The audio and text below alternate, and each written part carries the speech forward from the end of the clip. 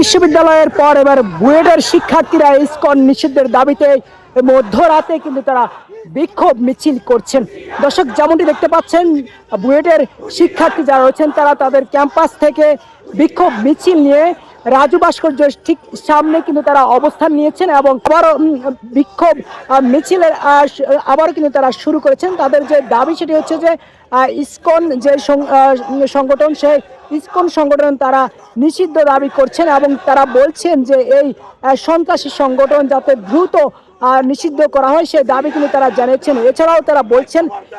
হিন্দু সম্প্রদায় যারা রয়েছে তাদের সাথে ইসকনের কোনো ধরনের সম্পর্ক নেই, এমনটা কিন্তু তারা বলেছেন এবং তারা বলছেন যে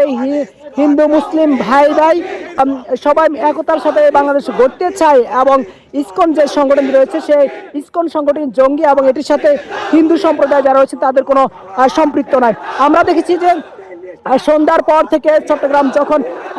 আদালতে যখন একজন আইনজীবীকে যখন হত্যা করা হয় এবং এর প্রতিবাদে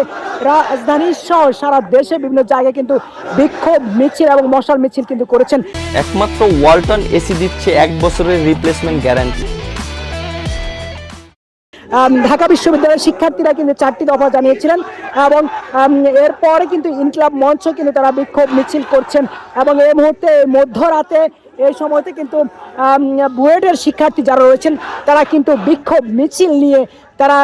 রাজু ভাস্কর্যের সামনে আসেন এবং সেখানে কিন্তু সাংবাদিকের সঙ্গে কথা বলার পরে কিন্তু তারা এই মুহূর্তে রাজু ভাস্কর্যের সামনে হয়ে এই মুহূর্তে তারা বিসি চত্বরের দিকে যাচ্ছেন। আমরা যেমনটা দেখতে পাচ্ছি তারা নারায়ে তাকবীর, আল্লাহু আকবার সহ বিভিন্ন স্লোগান দিয়ে কিন্তু তারা বিসি চত্বরের দিকে যাচ্ছেন।